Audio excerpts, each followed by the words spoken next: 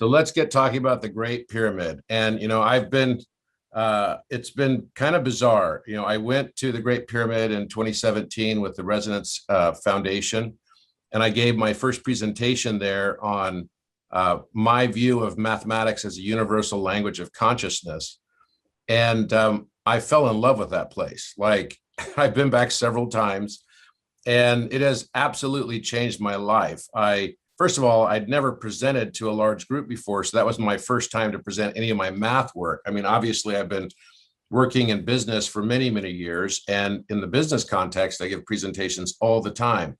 But I had never kind of presented anything on my math work, and I was shocked that at the end of a several hour presentation, I thought everyone would be bored to tears, and actually half the room was absolutely in tears, but not because they were bored, thankfully. I think what I have kind of figured out, and I agree with Billy, we don't really discover anything, we just remember things. And as we remember things and we tap into our higher awareness, we can access this Akashic field, we can access a higher field of knowledge. And I think the Great Pyramid plays a very fundamental role in this. And I see the Great Pyramid as a device, not only for a Stargate for travel, which I've experienced myself, and I've not shared this with anybody before in any kind of public forum, so this is the first time I'm going to be talking about this.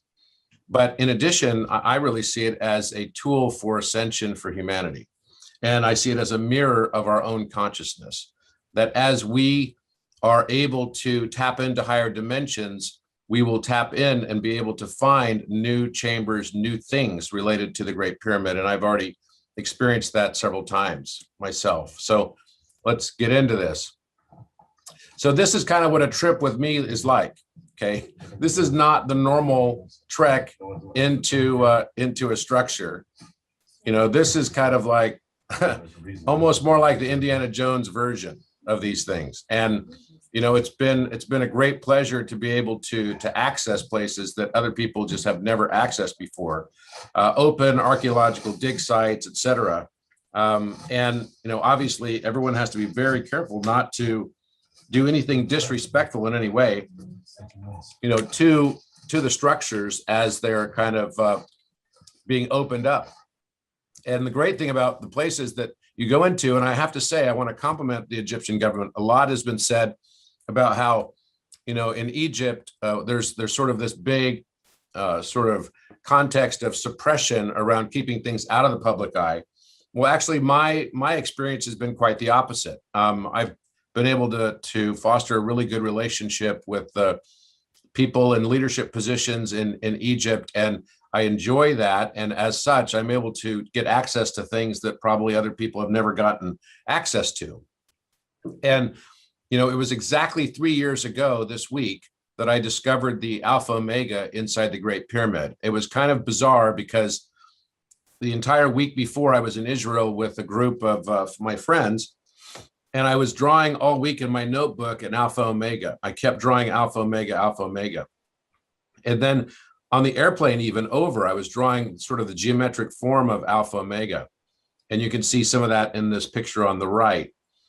And I had this feeling that there was going to be something fundamental about Alpha Omega. And when I got to the Great Pyramid, of course, knowing that there's never been any writing found, either in the King's Chamber or it's sort of purposely and very famously devoid of writing, I looked down and it was the most bizarre thing, because I have to say, right before I noticed the Alpha Omega, I remembered it. And again, I've not said this to anybody, so you guys are the first to hear this. I remembered the Alpha Omega being pressed into the rose granite when it was created, when it was done, and I was there. And so the moment that I remembered it, I looked down right on the spot that I had remembered it in, and there it was, in the exact same spot. And it was very difficult to just see it unless you kind of had it pointed out to you. So I can see why nobody saw it before. I can see, you can see that the Omega is quite difficult to see, but the Alpha is quite clear. And it's just something that unless you look at it in a perfect light, you could easily miss it. And obviously it's very, very old. It has a very old patina on it. Now, Alpha Omega, you might say, well, those are Greek letters. I don't believe that they have their origin in Greece. I believe that they have their origin far, far, far before Greece, and that they are holdovers and carryovers from a very ancient language that we might refer to today as some form of Atlantean. So this is the king's chamber and the sarcophagus. So the sarcophagus is 89.62 inches in length, and it's 38.5 inches wide. And just as Billy said, it will fit exactly inside of the sarcophagus, the Ark of the Covenant. The Ark of the Covenant famously has, you know, the fixed signs of the zodiac faces on each of the angels, right, that are on the cherubim that are on top of the Ark of the Covenant.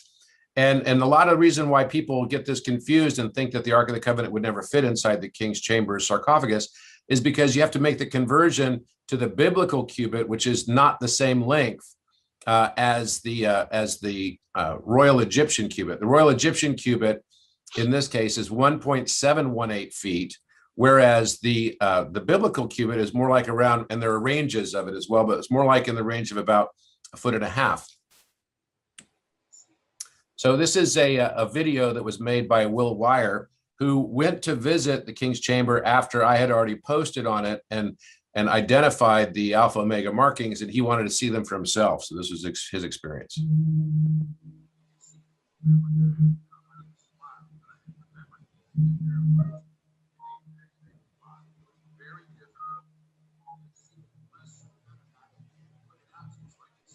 See it right there?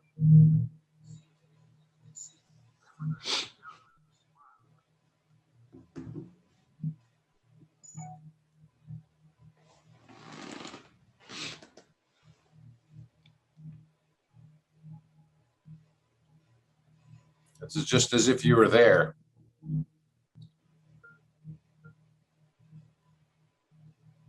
And you have to ask yourself, how could this have been missed for many, many, many years? And who knows exactly how many years?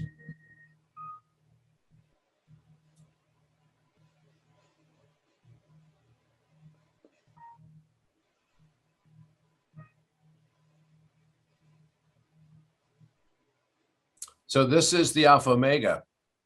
And you can see on top, you know, kind of without the framing, and this will help you see it. You can see it with the framing. And interestingly, the exact dimensions and proportions of the Alpha Omega are quite fascinating in and of themselves.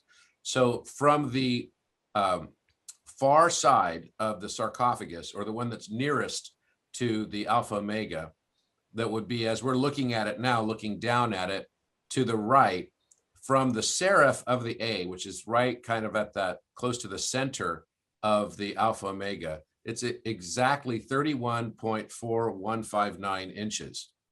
And to the peak of the letter A, it is exactly 33 inches. So 33 and 31.4159 inches, those obviously are very, very important numbers, both of which we've already talked about on this program.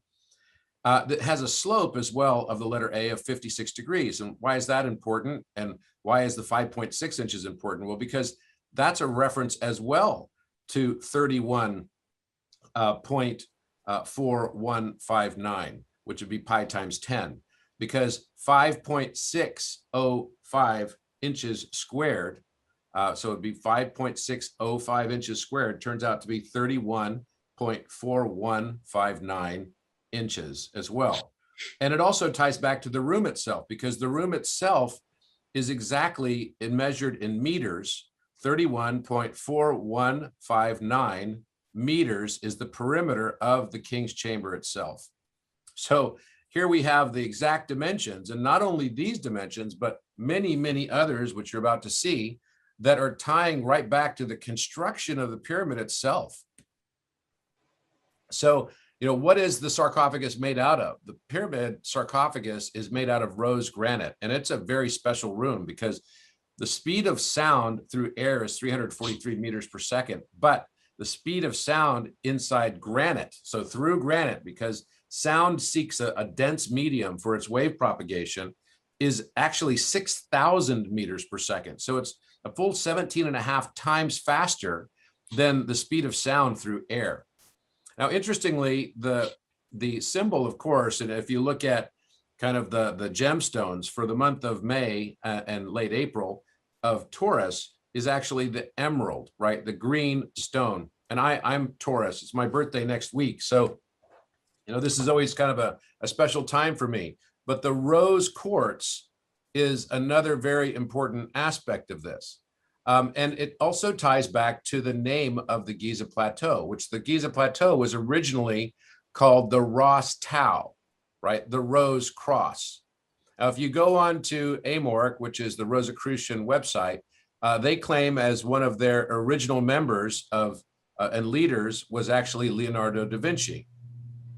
So the granite out of which this chamber is constructed is an igneous rock containing silicon quartz crystals. This particular granite, which was brought from Aswan quarries, contains 55% or more quartz crystal. So this is really a crystal chamber.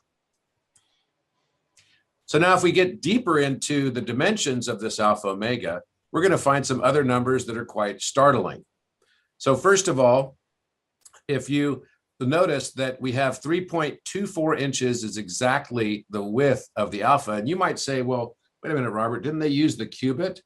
Well, just as we've heard, and as you're going to see in this presentation, the cubit, the meter, and the foot were all fundamental units of measure used to create and construct the Great Pyramid. So then you might ask, well, how is that possible? Because, you know, how could it be if we didn't have the foot and it wasn't the foot just like some guy's foot or a king's foot? And isn't that sort of an arbitrary unit of measure? And what I'm telling you right now is no, it is not an arbitrary unit of measure. And I can tell you very definitively so, but I'm going to leave it in this presentation. You'll see in just a moment. You'll see that the peak of the A is on the 33rd inch and 31.4 inches is right at the edge of the serif. And then 30 inches, right at the center of the omega, which of course is 0.33 of the length of the sarcophagus. So you have this interesting symmetry and 33 inches at the peak of the alpha, but it's 0.33 of the length of the sarcophagus at the center and peak of the omega. And we have many mathematical constants that are embedded in this. In fact, we've now found that over 12 of the fundamental mathematical constants are embedded just in these two letters. So if this somehow was graffiti, whoever put it there was way more advanced in their knowledge. And at least they would have been at least advanced at the degree that the builders of the Great Pyramid were, because the same proportional dimensions are built into it. You can see phi, 1.62 inches for the width of the omega. And actually, if you look at the two legs coming off of the omega symbol, those two legs happen to center exactly at 222.5 degrees and 137.5 degrees. And why is that important? Well, because 137.5 is the golden angle, and 222.5 is phi, or 0.618 multiplied by 360 degrees. We also have Euler sitting inside here, because you'll notice as well that you know the length, right, at the 33rd inch, right, is 0.37, right, 0.37, and we multiply that by 3.7, and you end up with 1.37, right? Again, so 0.37 multiplied by 3.7 equals 1.37. Well, that's the fine structure constant as well, right? And then if we take 33 inches at the peak of the letter A, and we divide that by 89.62 inches, we have the Euler number. So wait a minute, we've got the Euler number. And then when you take 89.62 inches and divide it by pi, it comes out to the speed of light plus 1 in miles per second. I mean, this is kind of crazy. And the last video we had, you know, when Billy was teaching us about Euler-Mascheroni constant, the Euler-Mascheroni constant is a little bit different from the Euler number. The Euler-Mascheroni constant comes out to be 0.5772, 156. And that 0.5772 shows up again in Euler plus 1. So 1.5772 is giving us this relationship of 89.62 inches versus 56, 0.62 inches, which is the 33 inches removed, right? So the leftover part, or the dark part of the sarcophagus, comes out to be exactly the Euler-Mascheroni number. That's denoted by the letter Y that you can see, +1. That's kind of amazing. And 5.6 inches turns out, when divided into 89.62, turns out to be 0.062, again, a golden ratio. So it just seems highly, highly uncanny that this would all just be coincidence.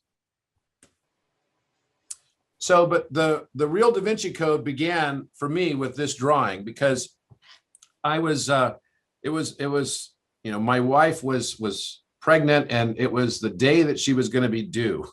And so I was waiting and she was sleeping. And so I started sketching in my notebook while she was sleeping and kind of going through early stages of her labor. And she had a very long labor.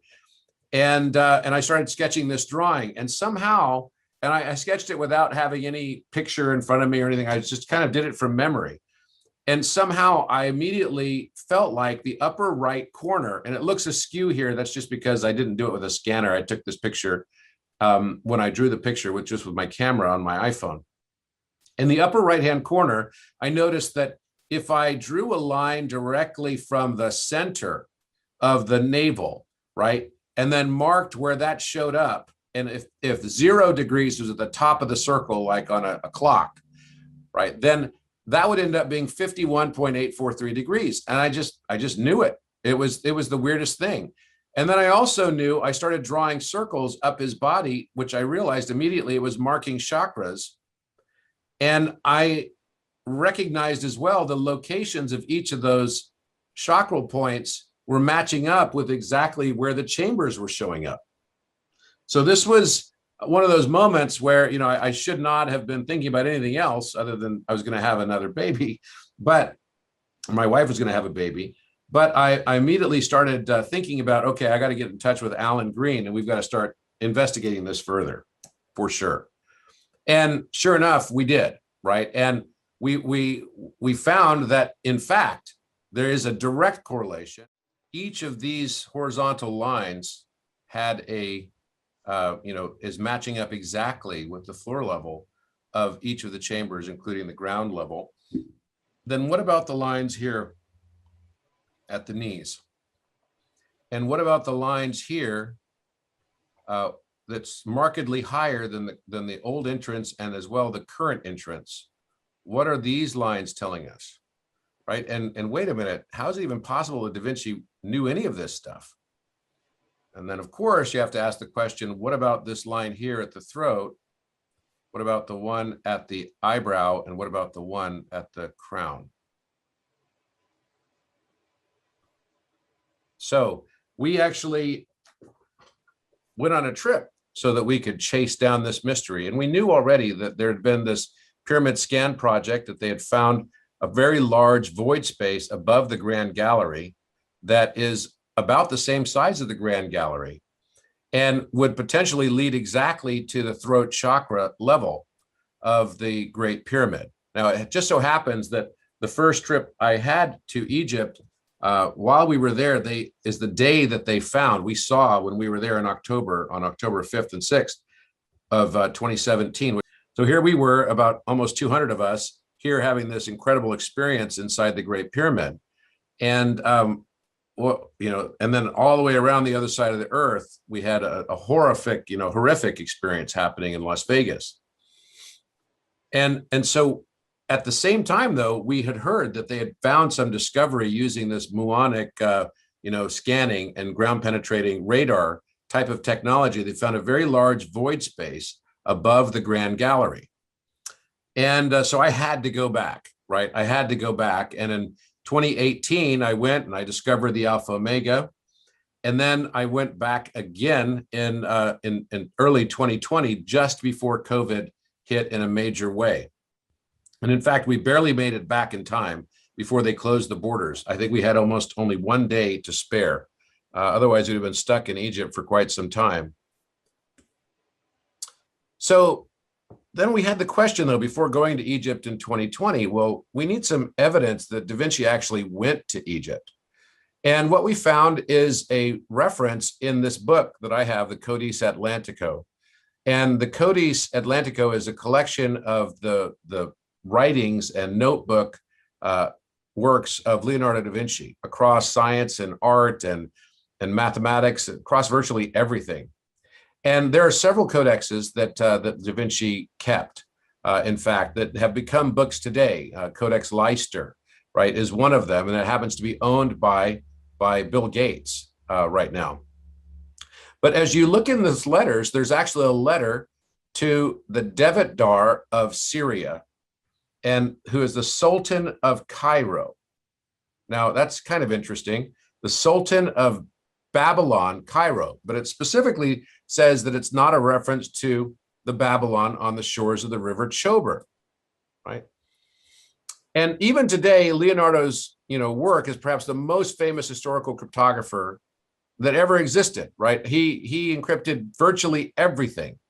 And I'm not going to have it be the subject of the discussion today, but one of the things you're going to see on the Last Supper is that the face of Peter, and I've not talked about this before, the face of Peter is actually the face, Peter the Apostle is actually the face of Leonardo himself. Now, why would Leonardo paint himself into the Last Supper? And why would he paint himself as Peter? And why is he holding a knife behind his back? And why does he have his hand down Mary Magdalene's blouse? So during the missing years of Da Vinci's life, which are pretty well known to be approximately 1482 to 1486, there's no reference to Da Vinci. He was a very famous guy at all, pretty much at all points in his life. Even from the time he was a young man, everyone knew who Da Vinci was. People were always interested to know what he was doing and where he was going, and what were the projects that he was working on. But Da Vinci gives us an account in the Codex Atlantico of his travels to Egypt, secret travels to Egypt, working as an engineer of the Mamluk Sultan Kate Bey. Now, Kate Bey is a very famous Mamluk Sultan, and Mamluk actually is a reference to bodyguard. So there was a bodyguard, as the Ottoman Empire was up and running, there was this other group of people that were kind of controlling Syria all the way down to Egypt, and these were known as the bodyguard, sort of the bodyguard sultans, the Mamluk sultans. And so basically what Da Vinci says in this book, and in this letter specifically, that was a draft letter, and it was not written in the normal backwards mirrored text as he normally does. And that's usually a tell for Da Vinci. Whenever he writes in a normal way, it usually means it's an encryption. And we've found several like that. So basically, and you can find all of these references also just simply on Wikipedia. So if you just look it up, you'll be able to find it. So he says, "At last we reached Babylon, but this is not that Babylon which stood on the further shore of the river Chober, but that which is called the Egyptian Babylon. It is close to Cairo, and the twain are but one and not two towns." And then he goes on to talk about he's talking about it as if it's during his travels, but he references these mountains as the Taurus Mountains that he's also inspecting. And he goes into great detail about Mount Taurus in particular. "These peaks are of such a height that they seem to touch the sky, and in all the world there is no part of the earth higher than its summit, and the rays of the sun always fall upon it on its east side for 4 hours before daytime, and being of the whitest stone." So it's an equal part, on one side of the pyramid versus the other as the sun is going over it, right? That's one of the characteristics of the Great Pyramid, because it's pointing due north. "The Taurus Mountains consist in great part of limestone. It shines resplendently and fulfills the function to these." Well, the casing stones of the Great Pyramid are, of course, limestone. So what is Da Vinci trying to tell us? And Muhammad Ibrahim, who I work very closely with, and we're going to write a book together on all of this. Before you even went to Egypt on this last trip, told me, he said, "Look, the ancient symbol for the Great Pyramid is the chevrons, these two chevrons that represent the entrance of the Great Pyramid, and this bull, the Apis bull. And so they often refer to it as Bull Mountain. And here's the reference in the Codex Atlantico, 1336 and 1337. Then he goes even further and he says, and the great and dark cavern within. So he actually goes in and chronicles, and most of the people believe that he's talking about the Taurus Mountains that are kind of on the border of Turkey and Armenia. And he says here, I came to the entrance of a great cavern, in front of which I stood some time, astonished and unaware of such a thing. Bending my back into an arch, I rested my left hand on my knee and held my right hand over my downcast and contracted eyebrows, often bending first one way and then the other to see whether I could discover anything inside. And this being forbidden by the deep darkness within. And after having remained there some time, two contrary emotions arose within me, fear and desire, fear of the threatening dark cavern and desire to see whether there was any marvelous thing within it. Well, you could look at this as he's talking about some mountain called Taurus Mountain, or you could look at it as he's talking about the Rostau Pyramid and the cavern within, the very large cavern within. And of course, he's writing to the Sultan of Cairo in this letter, the Devatdar, who reports to the Sultan. So basically, one of the things that I had done in 2018 is I measured the room. I wanted to measure the room because I had the appropriate measurement materials to be able to do it, laser technology and such. And Alan Green and I had contacted just before that time. And he said, look, could you do me a favor and do some measurements if you can while you're in there? I said, sure. So while I was there, I measured the King's Chamber room. And it turns out that, of course, it's, as we know, it's 20 cubits in length and it's 10 cubits in width. And then it is 19.1 feet from floor to ceiling. And then, of course, you can see the 89.62 on the sarcophagus, and you can see the sarcophagus dimensions. Well, this is the most studied room on the planet. And there is a 3-4-5 triangle that is embedded from the upper corner down to the opposite side corner, forming a 3-4-5 triangle exactly when you form that diagonal. But what I also noticed is that what Alan had said was true. Alan told me, he said, look, I believe, I have a thesis that the sarcophagus will fit volumetrically into the King's Chamber exactly 137.5 times. And I said, well, that's kind of amazing. And so that would mean for it to do that, you turn the sarcophagus on its side and it could be stacked 6 times to the ceiling and 5 times across the floor. So there's 5, 6 again, just like the bent pyramid. And when you actually add it all up, it turns out he's right, that the sarcophagus will fit in the room of the King's Chamber exactly 137.5 times. And the half difference is the space inside the sarcophagus. And if you remove that, it ends up being exactly 137.036 times. Now, Queen Elizabeth. Now let's jump forward to the Shakespearean era. And Queen Elizabeth I, who is kind of revered as one of the greatest monarchs of all time for the United Kingdom. And was there potentially a connection between Queen Elizabeth I and this Rosicrucian movement? Well, many believe that Sir Francis Bacon, one of her lovers, Edward de Vere, as well as several others like John Dee, who was her mathematician and magician, astrologer, and polymath of the day, all are believed to have been Rosicrucian members of the Rosicrucian movement. Now, interestingly, this particular painting was for so long believed, obviously known to be a Da Vinci, but believed to be from a much earlier period in time. When now, however, there have been many recent questions come up about the timing of this particular painting. It might actually be one of the later paintings of Da Vinci. And it's potentially believed to actually be a portrait of Anne Boleyn. Now, wait a minute. Why would Da Vinci have ever met Anne Boleyn? Well, she lived in the same house that Leonardo lived in for the last few years of his life. She was a bridesmaid or, maid of honor in the court of King Francis, who was a cousin of Henry VIII. And so this also happens to be the mother of Queen Elizabeth I. the mother of Elizabeth I, who of course was very closely connected with Edward de Vere, who many believe to be the real Shakespeare, or one of a few people that would have posed as Shakespeare as a pen name, which we found many, particularly Alan Green has found many encryptions related to that. Now, one of the things I was noticing as I was on my trip flying over to Egypt and I was looking at this particular painting, I noticed something was popping out around her head in the painting, and I could see a face very clearly and what looked to be an eye of Horus around her head, even to the point where the iris of the eye of Horus would be the light shining on her head, on her hairline.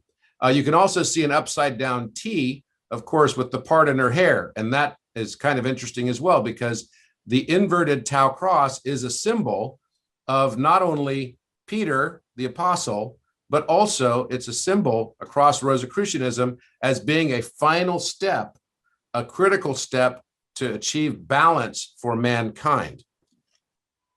Now, interestingly, that Anne Boleyn's name is Bullen. Her name actually means Bullen. And interestingly as well, Edward de Vere, who would have been the lover of Queen Elizabeth I, is the 17th Earl of Oxford. Oxford, of course, means bull crossing. So can you see anything behind Anne Boleyn's head? Well, I do, and I almost see what looks like a Leonardo, a lion man. And you can only see half of his face because you can see his nose. And maybe I'll show this. I've got a cursor here. This is the nose. These are the nostrils. It even has a tongue sticking out like cats often do. And then it has a large cat eye here. This is the iris of the eye. And you can even see a medulla oblongata coming up here to match up with the eye of Horus, right? So that was kind of astounding for us because, you know, we were not expecting to see that possibly all of Da Vinci's paintings after going to Egypt, and I got a mistake here, am I going correct? You know, all of Da Vinci's paintings after he went to Egypt might actually be connected with some form of master encryption. But what about the Last Supper? Well, if you've seen the Da Vinci Code, you would know that, of course, this triangle that's upside down, you know, in between Jesus and Mary Magdalene, is, of course, very emblematic of this particular interpretation. Well, it turns out that that's not just any triangle. It happens to be exactly the Great Pyramid's slope angle of 51.84 degrees. Now, we can also see Peter, and Peter is holding a knife. This is Mary Magdalene. And if you look closely, you'll even see an omega symbol in her garment right here. The shape of an omega. It looks like a Lululemon symbol. And then you've got a knife being held behind his back by Peter. Now, this isn't Peter's face, though, because Peter was only the same age as Jesus. Jesus was 33 when this was supposed to have happened. Why does this guy look much older? Looks like he's in his late 40s or early 50s. And if you look closely at his face matches the face of Leonardo da Vinci. And why does Peter have his hand down Mary Magdalene's blouse here? And why does it look like they're almost conspiring? And we have here Judas holding a bag of silver. And then you've got these apostles looking down saying, I don't want to have anything to do with this. And Jesus has his right hand pointed down, which usually means justice, and the left hand pointed up, which means mercy. And of course, this is the famous scene that he says, someone in here has betrayed me. So that's the subject of another presentation. But what is this thing right underneath where Jesus is? And clearly Jesus is the shape of the letter A also. And we've got this omega that's sitting inside of the shadows or the ripples of the outer garment of Mary Magdalene. What is this thing? Well, in 1652, a portal doorway was purportedly cut through the Milan fresco as the painter was unrecognizable, which to me sounds absolutely ridiculous. Everyone knew Leonardo when he was alive.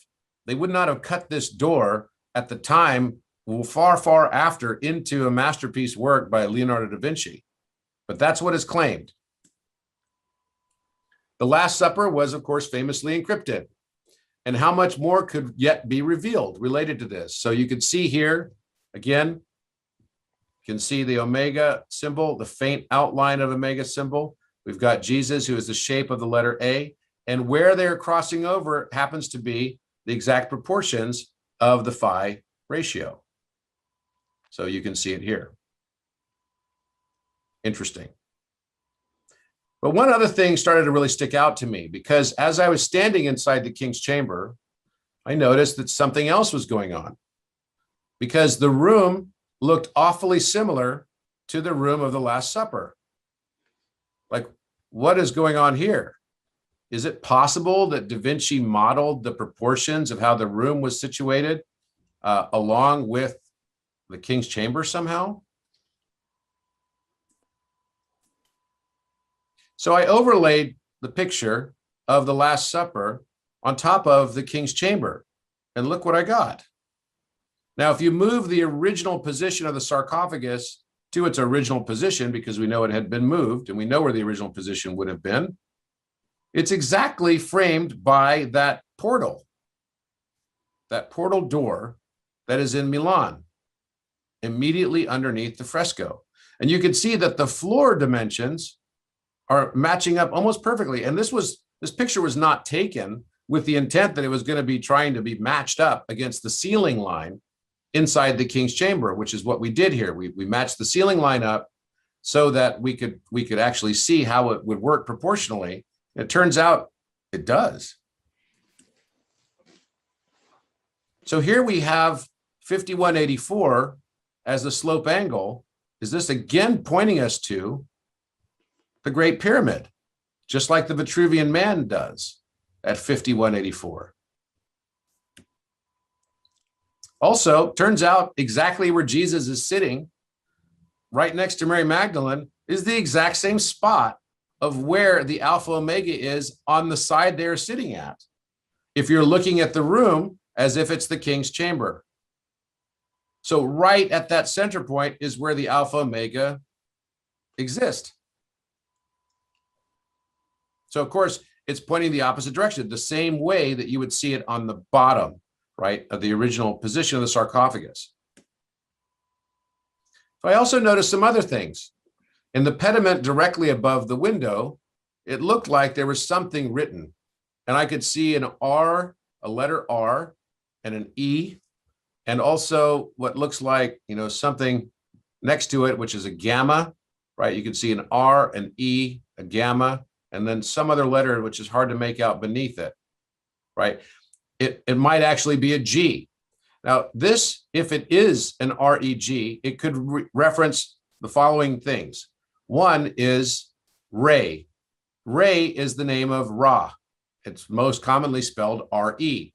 Ra is the sun god, right, in the Egyptian pantheon. Reg, if this is a G at the bottom, so you can see the R here and a very clear E, and then what looks like a capital G here. Reg means king. It means king, just as you would remember from Bible studies that Rex also is a reference to king. But you'll also notice that there seems to be an I inside the pediment. And if I were to get rid of this circle,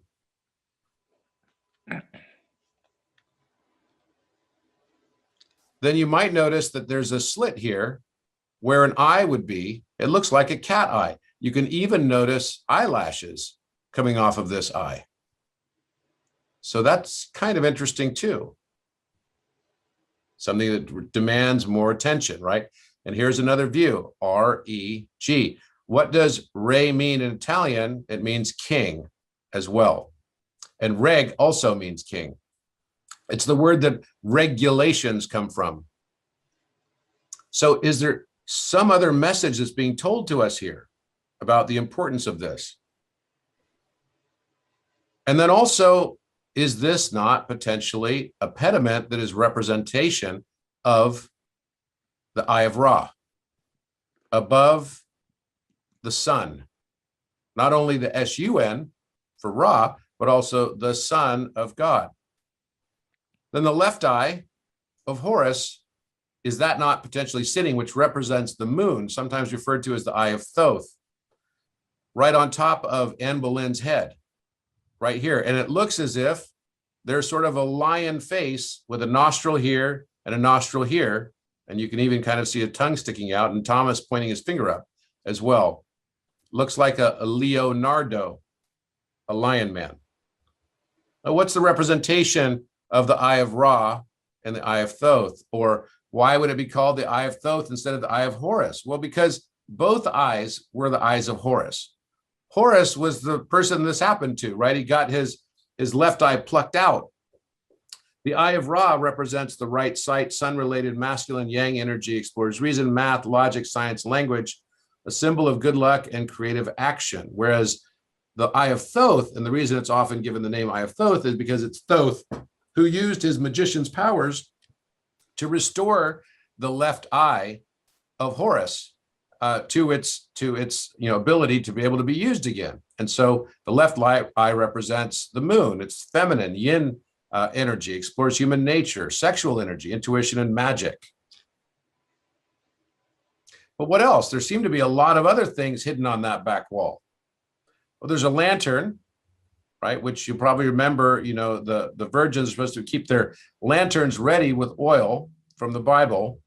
But it looks like there's a lot of script writing up on the back side of the wall. And then you can even see down here what looks to be a faint outline of another letter A right here.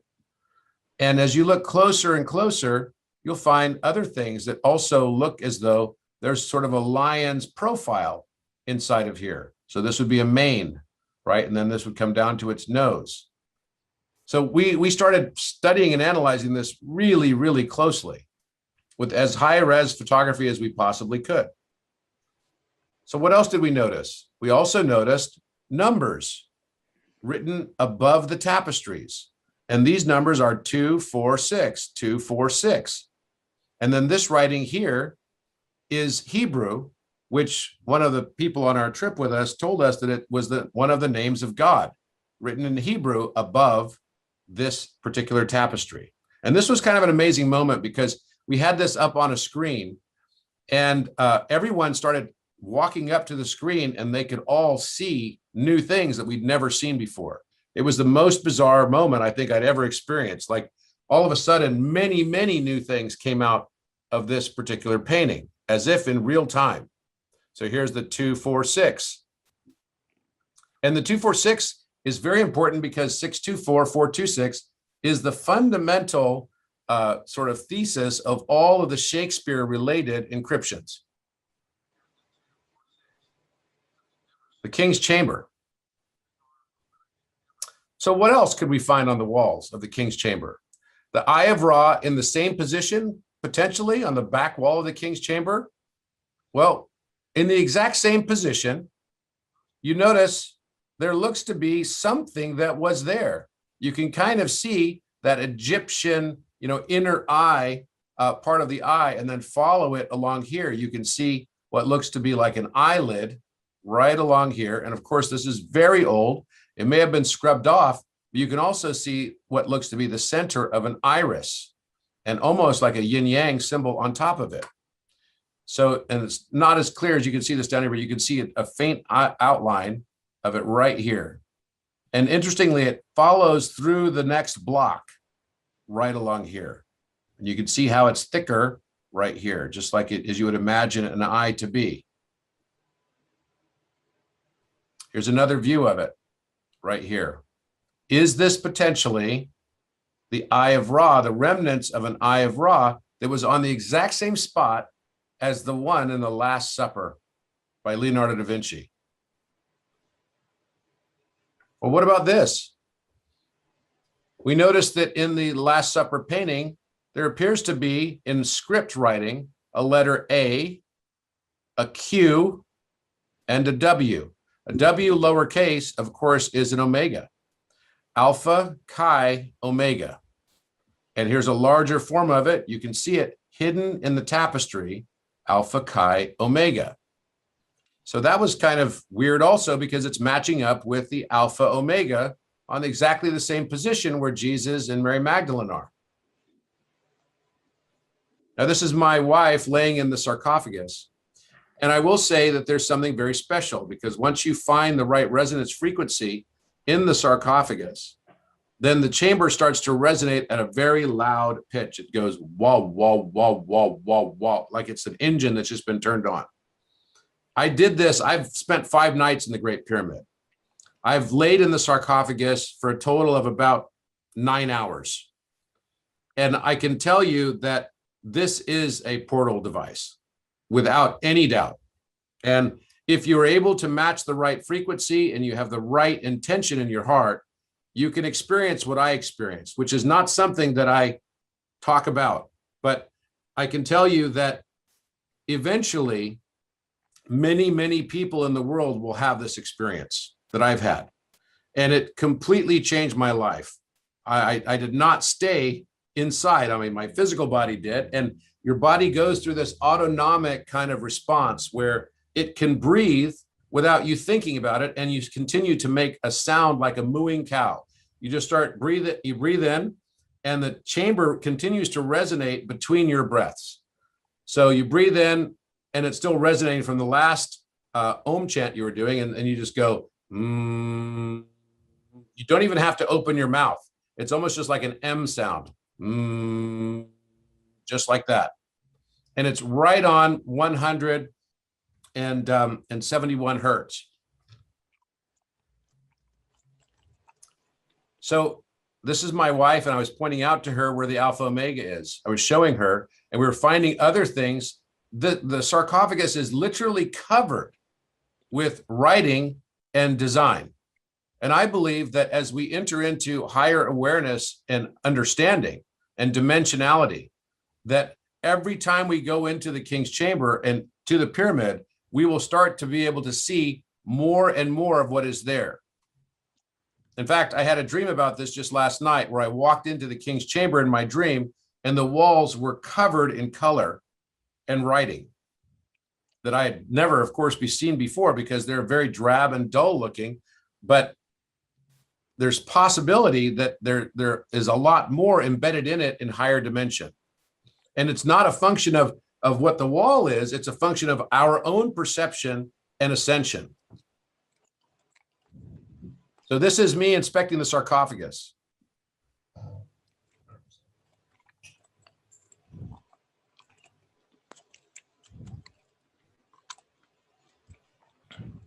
That's Alan Green.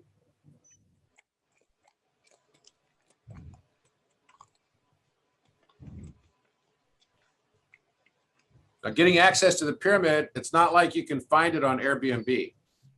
So you have to kind of know the right way to get into the pyramid and experience it. And you'll be able to see things like this. This is another new discovery that was found that night. So go back to the center. Okay. So Zach, you see this? So go back to the center. Okay. So Zach, you see this? There's a center right here. And move that light around like you were. See it?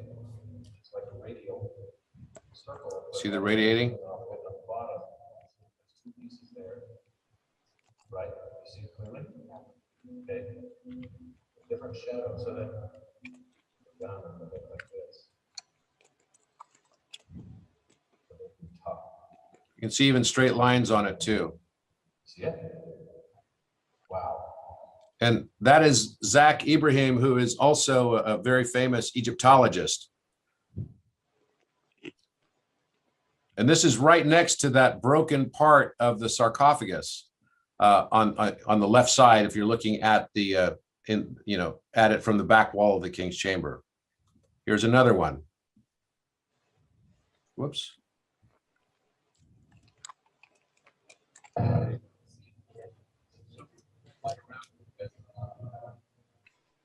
it around slowly in a circle.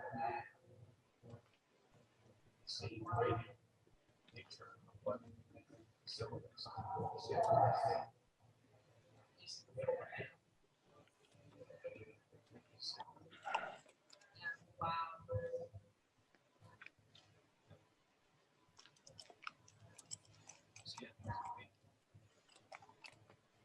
branches right here, like a compass. Yeah, I see it. Here? New discovery, boys and girls. Look at this. Hey guys, Jamie, check this out. Come over. Look at this. So right in the center here, you see my Sure, finger? much easier to see on the It's camera. easier to see on the camera. So move the thing in a circle like we were doing. So this is the center. This is there's a radius and another radius. Basically, it's radiating out from the center. And then you see it, it's got like this large circle here. It goes all the way around it. You can really see it on the video. And then there's like two things that come off of it, like a compass. Yeah, there's something that goes up around this as well. But I can step back a little bit, Keep that light on, the red light on it. Okay. Now, yeah, it's definitely there. Look at that. Look at that. Wow. Look at that. Hey guys, come here. Don't come behind me. Yeah, only come behind me. And you can see it. Look at my screen. Yeah. Right? Mohammed, is Mohammed here? No. Zach, can you come here? So then we go, and I'm so busy looking at the sarcophagus that my wife comes over to me and she says, "Hey, I think I found something on the wall over here also." And I said, "What do you see?" She goes, "I see a bull. I see a cow on the wall right here, just like a cave painting in France. And what looks to be some sort of heart structure right here. And even a larger cow with an eye right here and its horns here.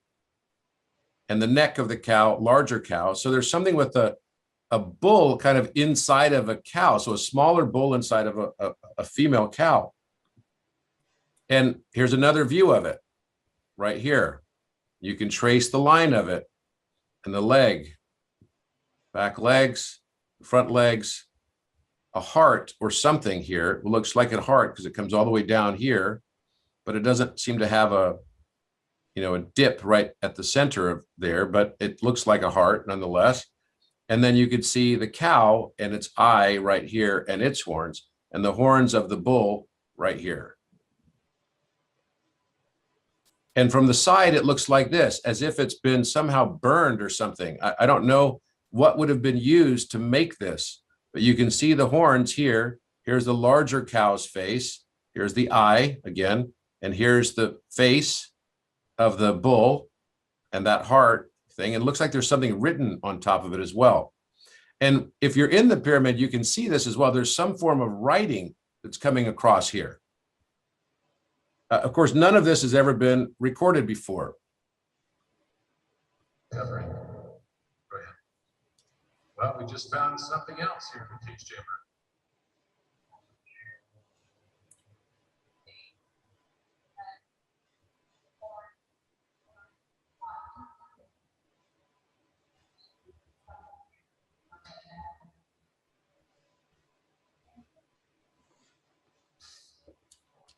Wow. I'm blown away. And you can see writing along the top. There's some form of writing that's no longer really easily visible, but the face of the cow. Here's the bull, excuse me. Here are the horns, right? And again, this picture, you can kind of see where there was some writing, and the writing looks to be, and it goes, frankly, all the way up the wall. It looks to be some large writing that looks very similar to Urdu, Sanskrit. And one of the people that I know is able to read Urdu and Sanskrit, and they said it looks a lot like a saying that is Loka Samasta Sukhino Bhavantu. And that is like, may all sentient beings, find love and happiness in the world. And it's Who knows? We don't know exactly what it says. All we do know is that there is a bull here, and the archaeologist and Egyptology community is highly interested in this now, but it's been here all along, but we could only see it now. I've been in the King's Chamber so many times and always missed an 8.5-foot wide bull cow on the wall. And remember, Leonardo referred to it as Taurus Mountain. Rostau is just Taurus backwards. So there's another view of it, and it looks very similar to the cave paintings in France. The Apis bull and the Hathor. Those are the veritable personification of Alpha Omega. So tying right back to the rim of the sarcophagus. Now we're talking about structures here that are at least 13,000 years old, in my opinion. And so with an age of this degree, you can imagine how much wear and tear, erosion the room has taken, and who knows how much has been scrubbed off the walls. But where do these letters of Alpha Omega even come from in the first place? Well, of course, Alpha means bull, right? It means ox. Aleph is the word for bull, ox, and it's the first letter of the alphabet, not only of Hebrew, but also of Arabic. And this was a letter that has been around for a really long time and references, of course, the Taurus constellation. Now, the Ka also is the ancient word for the word cow. So we talk about the Merkaba, the Ka is a reference again to the cow. So another thing that's interesting is that there's the last letter of the Hebrew alphabet is Tav, it's the Tau. It's the letter T, it's not Omega. In Greek, it's Omega. So Aleph Tav means Alpha Omega in Hebrew. So A and T, the letter T. So again, the fourth Tau, or the inverted Tau cross.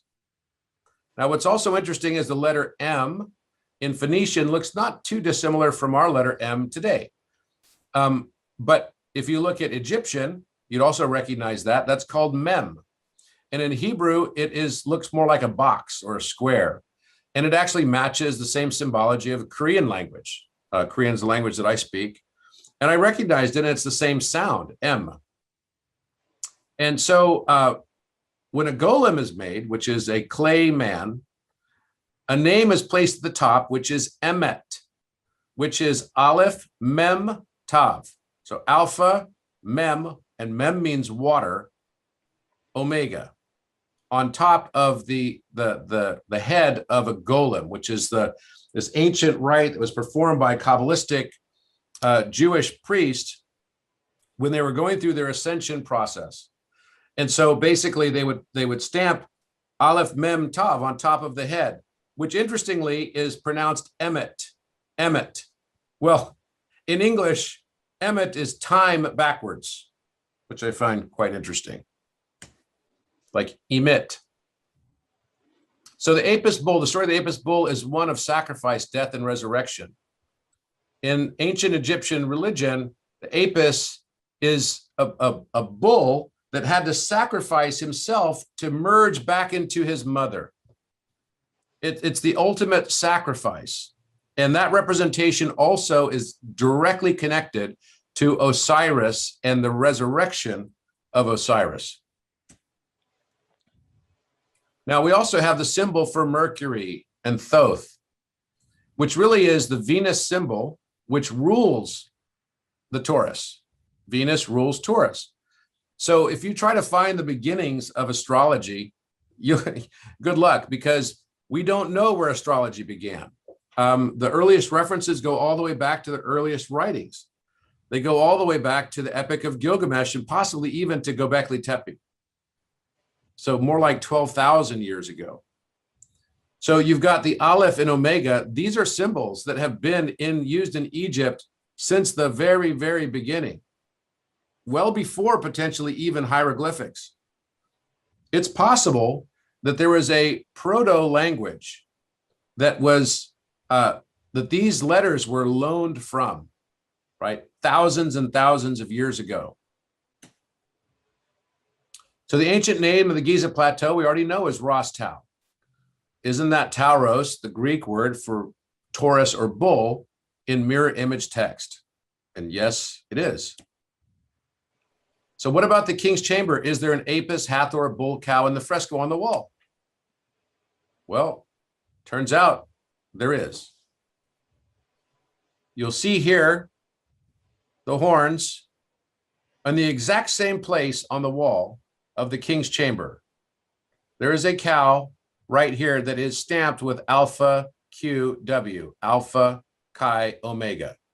And you can see its eye right here, right? And coming down and in its body. And then there's another face that you can see a closer view of right here. And basically you can see the outline of the cow. You can see the horns here. And this, of course, this is not meant to be seen. It's an encryption, right? It's meant to be difficult to see. You can only see it with 5D eyes. So you can see here this line that is the ridge of the back of the mother cow and the Alpha QW. And you can also see right here what looks to be this symbol of a Taurus, right on here as well, and the face of a bull that is underneath it, right? So you can see one of his eyes right here, the other eye right here, the Taurus symbol right here, right? And its nose and snout right here, the Alpha Chi Omega, the Apis and Hathor. So not only is it matching what we're seeing in the Last Supper, but it's also matching the mythology associated with the Great Pyramid. And this happens to be on the north wall of the king's chamber, which is also the Taurus side or the bull side at the entrance, right? Because that's the chevrons. It's the same side as the entrance is for the Great Pyramid. So here's another view of it. Again, you can see it in the exact same position on the wall.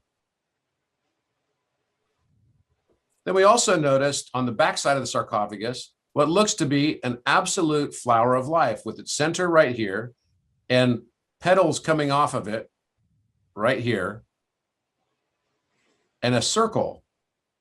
Looks to be a perfect circle, and right above it is also the letter T right here, Tau,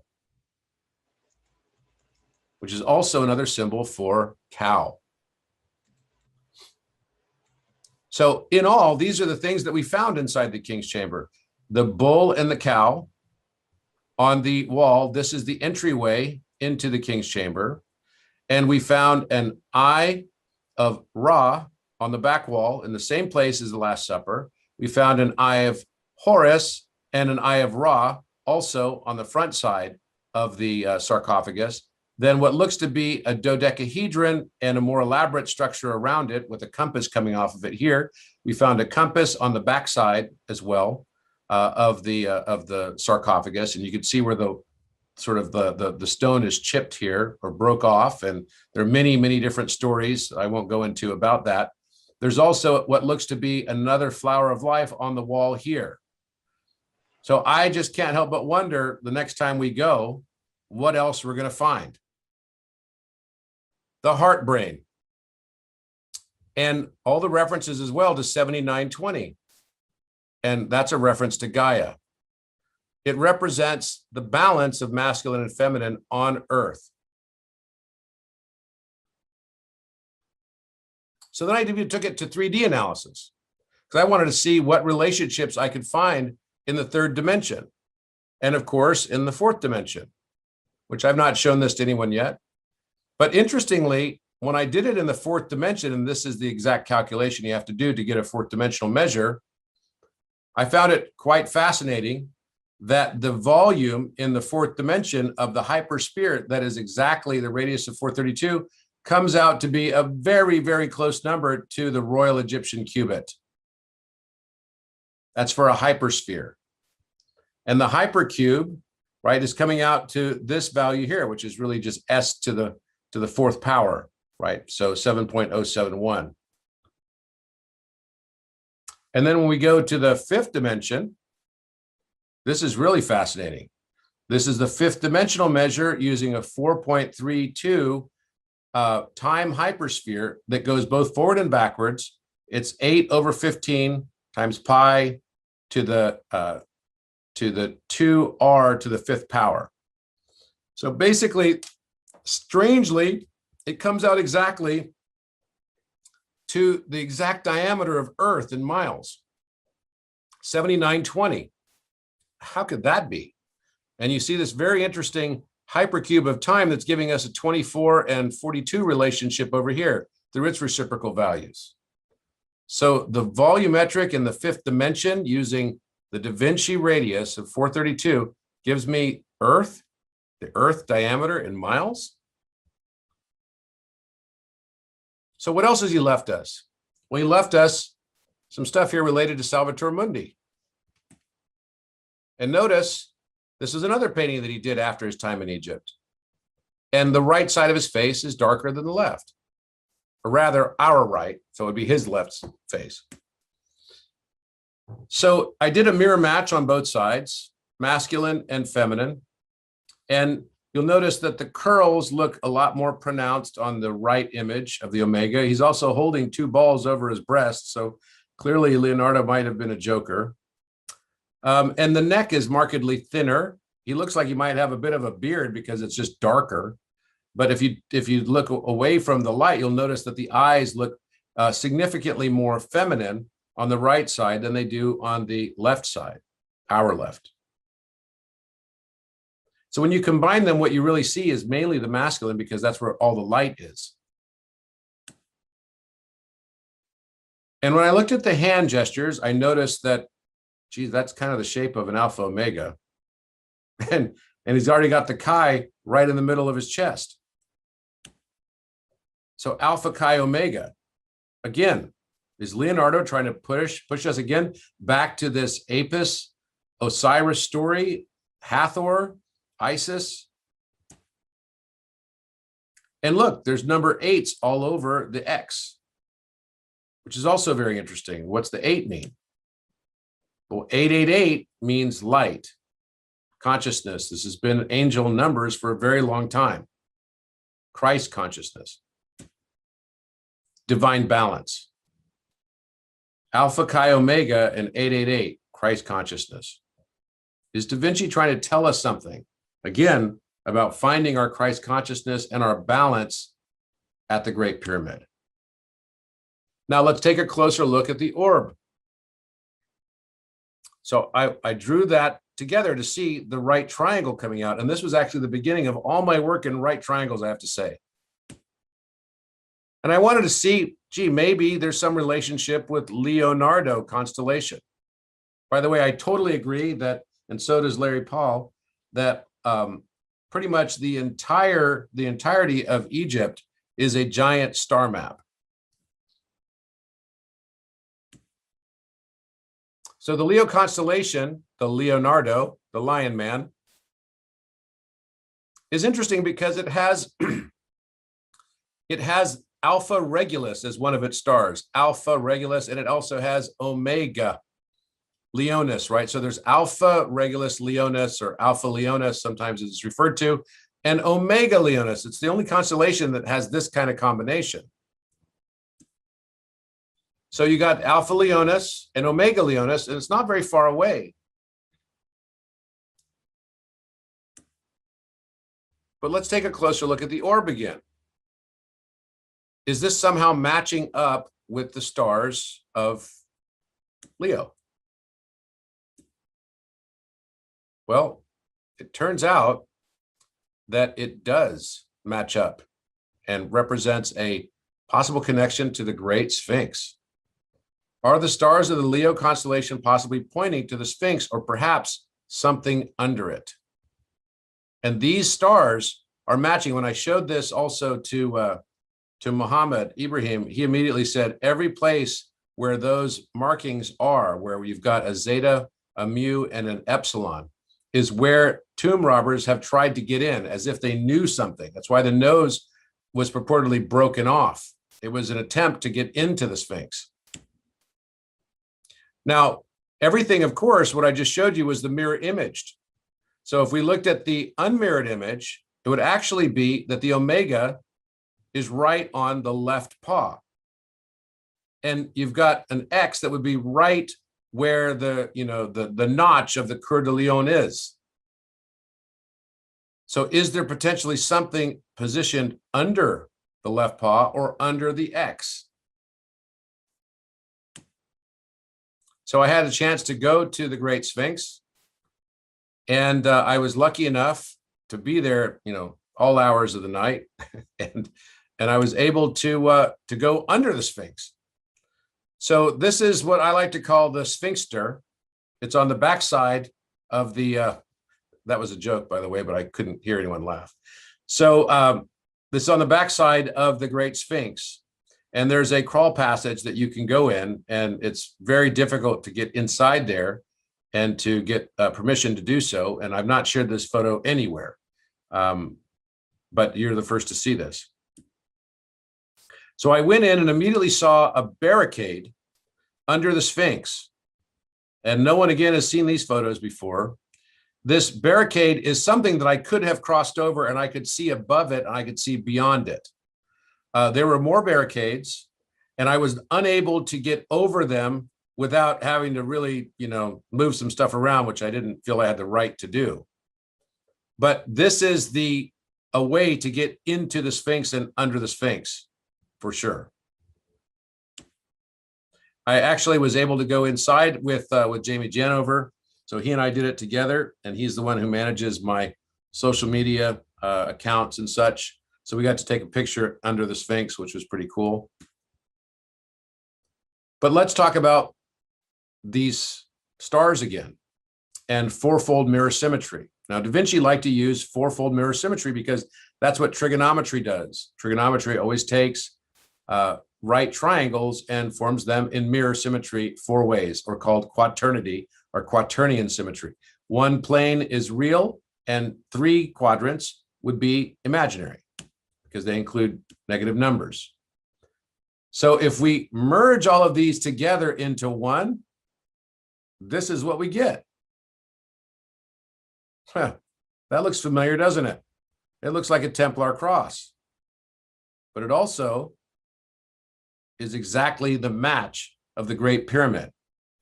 And the crown, from where those corners of the right triangle basically create, looks like ears or something on a cat, is landing exactly at the tips of the moon. Very interesting. Again, another perfect 5184 match. So what else? Well, the raiment of the X also matches the complementary angle of the Great Pyramid, which is the Eris edge. The Eris edge is 41.843 degrees, and it's a perfect match. When you want to climb the pyramid, if they let you, because they don't let people do that anymore, you have to climb it on the edges because that's where it's the least steep. And what's also interesting is if you look at the 5184 from the Vitruvian Man, you have the opposite of that would be 90 degrees minus 5184 is 38.158 degrees. So you've got 38.157, degrees. And if you take 180 degrees minus 138.157, it gives you perfectly the Eris edge as well.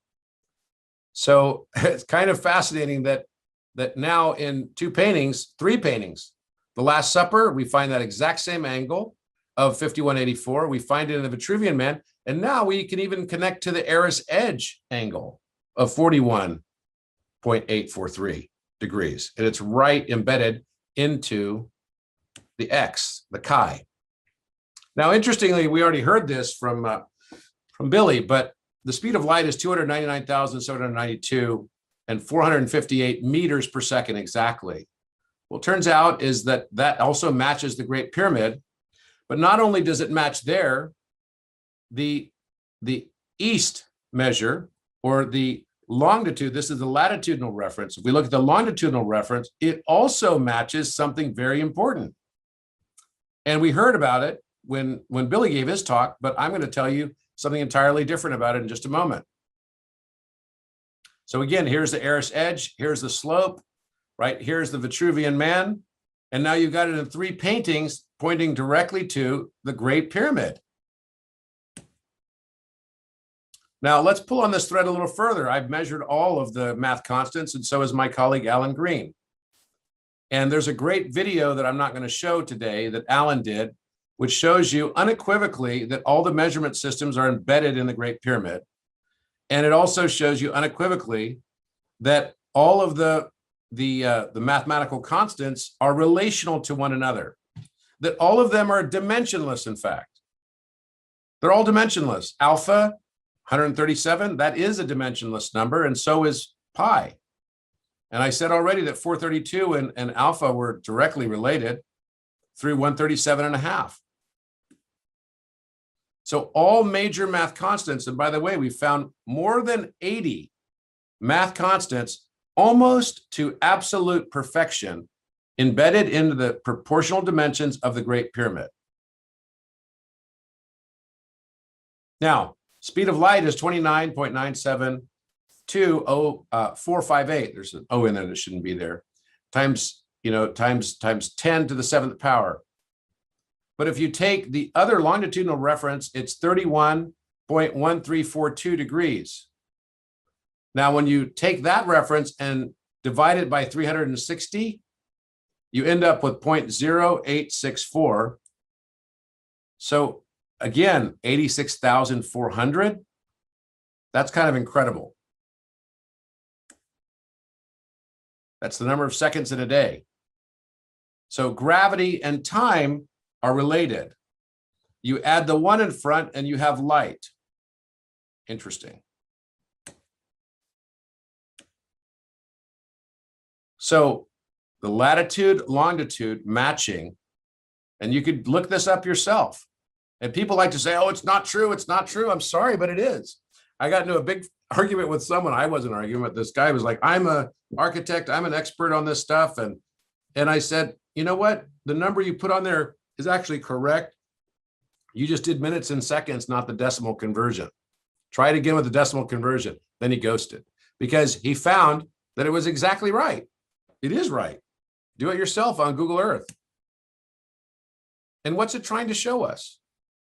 It's trying to show us this relationship between Euler and pi. And Euler and pi have this very unique combination because Euler multiplied by 1/3 plus pi multiplied by 2/3 equals 3.000. These are boundary conditions on the number 3. And if you look at the speed of light that Albert Einstein always referred to, it was always referenced as 3 times 10 to the 8th power. He didn't like to say 299792458. He just said 3. So what about this amber-colored ringsel stone over the heart? What does this mean? Well, in Buddhism, we cremate the death body, and as such, we are left with nothing as the bodies are burned and the ashes are thrown into the river. However, it's a different story for highly acclaimed Buddhist monks. When their death bodies are burnt, one can retrieve some remains from the ashes. These are tiny pearl-like objects known as ringsel stones. And these crystalline beads that look amber in color are said to be formed when a Buddhist master is cremated. It is said that the beads settle into the shape of a heart, conch flower, or other object. When I went to visit the Dalai Lama, I saw the jars of ringsel stones of former lamas. They actually keep them exactly in those jars like you see above. So is this perhaps the philosopher's stone in alchemy?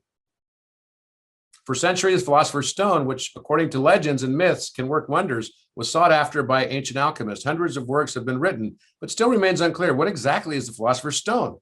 It is our heart. In their writings, the alchemists used a multitude of allegories, metaphors, and symbols that only the initiated could correctly decode. So, for example, one of the recipes, right, says, take the mercury of, and it kind of goes on.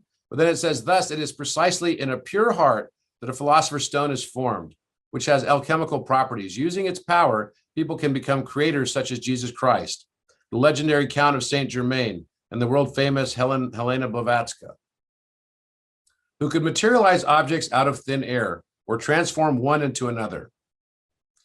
This is the ringsel stone.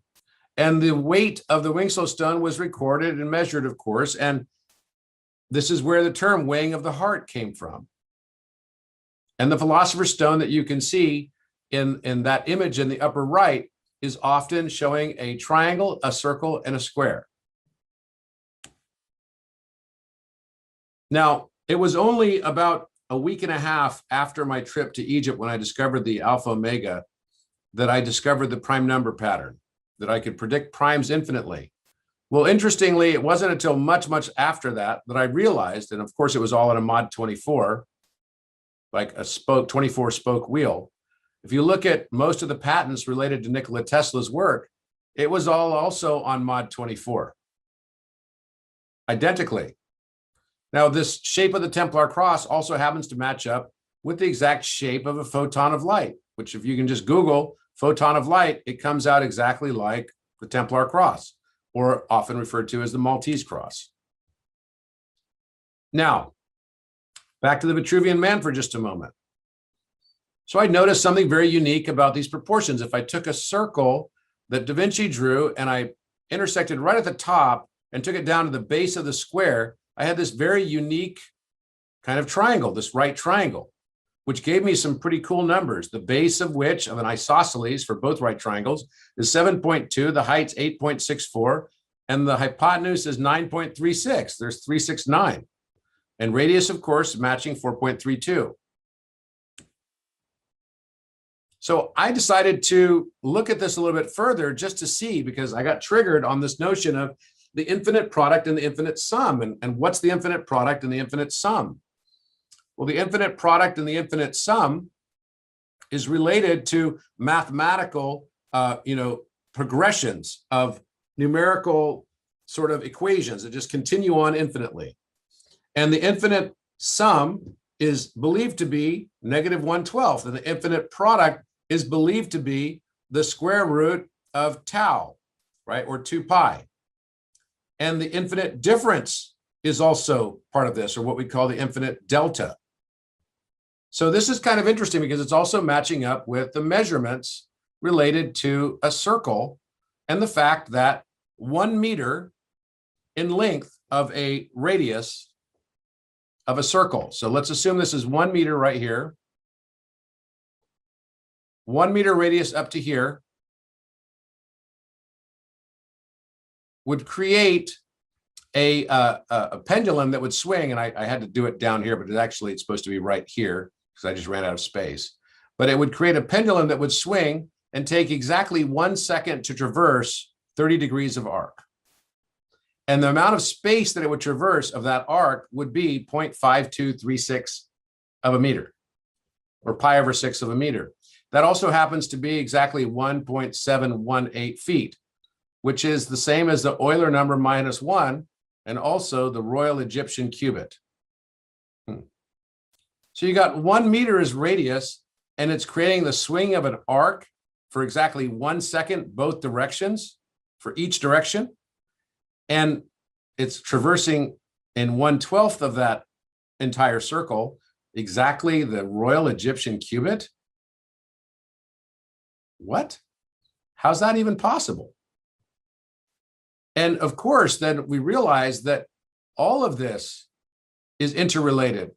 The cubit, the foot, the meter, even 6 feet. So, and what is the number of meters? If we have a 1 meter radius, we're going to have 6.283, or pi times 2, as the circumference of the circle. How many feet is that? Well, it's 20.616 feet. Doesn't that exactly match the number of inches in a Royal Egyptian cubit? 20.616 inches to a Royal Egyptian cubit? That's kind of funny how all of it matches up so perfectly. And then you've got Royal Egyptian cubit diameter coming out to 3.8196, which is exactly 10 minus phi times 10. Phi being 6.18033987. Also interesting that comes out of this is the ratio 24 and 26. I mentioned earlier that in the Shakespeare Code, 624 was like the most important number. 624 and 426.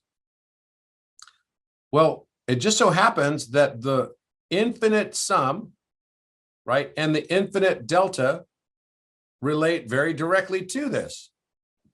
And here's how. One of the things that I discovered was how to factor semi-prime numbers using triangles, using right triangles. So after I discovered the means of being able to predict primes infinitely, then I figured out that actually factors are embedded into triangles. And you'll see another picture of this pretty soon, which basically shows that these two sides together are the sum of x and y. The height is going to be the, it will be either the product, depends on how far apart the numbers are, but either it will be the product square rooted of x and y, or it will be y minus x divided by 2. And if they're prime numbers, it'll always create a balance because one of the numbers will be irrational. So this side will be irrational in this case. This side will be a whole number, and this side will be a whole number. Well, irrationality also means neutral charge because you can't derive it to a digital root value. And this value will either be even or odd, and this will be opposite of whatever the hypotenuse is. So that means you have perfect polarity balance when you use prime numbers to create other numbers. Well, you can look this up on Numberphile on YouTube. But an infinite product is this value right here, the square root of tau, or another way to represent tau is 2 pi. The infinite sum comes out to -1/12. How the heck is that possible? How can you add all numbers, 1 plus 2 plus 3 plus 4 plus 5 plus 6 plus every other number into infinity, and it comes out to -1/12? Look it up. They give you an actual mathematical proof that this is the correct answer. And I know that it is. Believe me, I was very skeptical. And there are mathematicians who have tried to do debunkings of this work that was done by Ramanujan, the Indian mathematician, one of the greatest mathematicians of all time. And the people that I saw do it, this one guy named Mathologer, who's like this German mathematician, he did a debunking of it that then he ended up putting out another video afterwards, debunking his own debunking and reversing entirely his position on it. So 1 times 2 times 3 times 4 times 5 times 6 equals the square root of 2 pi. That's kind of funny. So then I thought, well, let me go ahead and put these onto a right triangle. Let's see what it makes for a right triangle. Why not? So I took the infinite sum, which would be the hypotenuse value, the infinite product, which is going to be here in this case, the base value, and the infinite delta. So the way you do that is you have to take -1/12. So we're now in the imaginary plane, so we can write them back without any polarities at all. So you just end up with 4.166666 and then 3.85415, right, is the infinite delta. And that's just described as the infinite sum divided by 2, right, minus the infinite product squared. So infinite sum divided by 2 squared minus the infinite product squared. So you get these values right here, proportionally. Now, interestingly, this comes out to 1 over 0.24. This comes out to 1 over 0.26 or 0.259. And the base value comes out to 1 over 0.0631. Now, if we just were to look at these and round this value from 259 to 26, you'd have 1 over 24, 1 over 26, and then you could reverse these and make this 24 through the reciprocals. They can do a crisscross like this, 24, 26, and then this value at the base would be 10 or 1. So it could be 2.4 and 2.6 and 1. So the infinite product, infinite sum coming out like this is kind of nuts. I mean, why would this work? And why would we even think to do something like this? Well, here's why. First of all, one thing I noticed was when I factored it, because I can use a method that I discovered to factor it by simply taking this side minus this side, and then taking this side plus this side. So the hypotenuse over hypotenuse plus the height is going to give me one of the factors, and then hypotenuse minus the height is going to give me the other factor. And when I did exactly that, then I ended up with two very interesting numbers. One of them turns out to be factor 1 is 2.4 squared. The other factor is the square root of gravitational constant, 6.674 times 10 to the negative 11th power. That's interesting, because guess what? Special relativity is based exactly on this. You have a right triangle that has rest mass energy and total mass energy and momentum here. And this value right here is going to be the kinetic force. This is all related to E equals mc squared. Now, but what else does this have to do with? Very interestingly, when you look at this 2.59 or 0.259 value, that's matching up with the equinox, the precession of 25,920 years. But we have gravitational changes and momentum shift as we get closer to to Sirius A, our sister star. And as we get closer, we have time dilation effect, and it changes the overall experience of time. The shortest of the cycle becomes 21,600 years short cycle. And then as we get farther away from Sirius A, we go to 25,920 long cycle, right? The long arc of the cycle. And the weighted mean time is 24,000 years. So that's interesting, 24,000 years.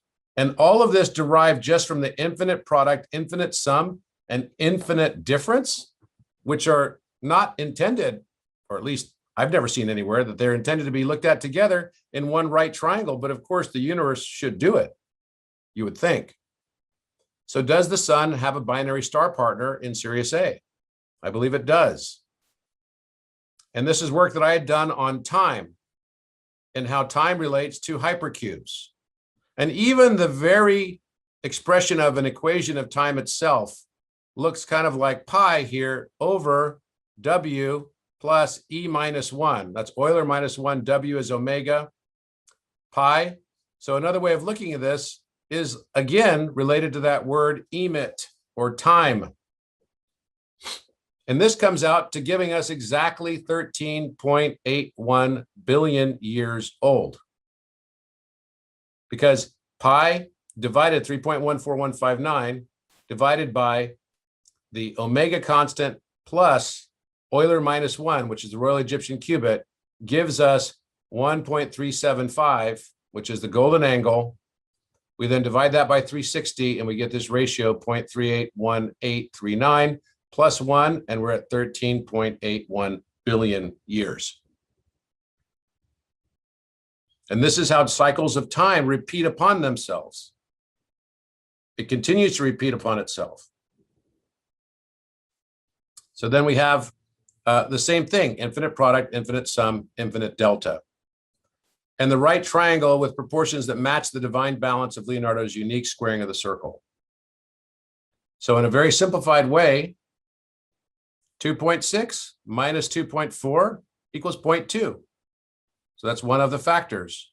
2.6 plus 2.4 equals 5, which is the other. 0.2 times 5 equals 1.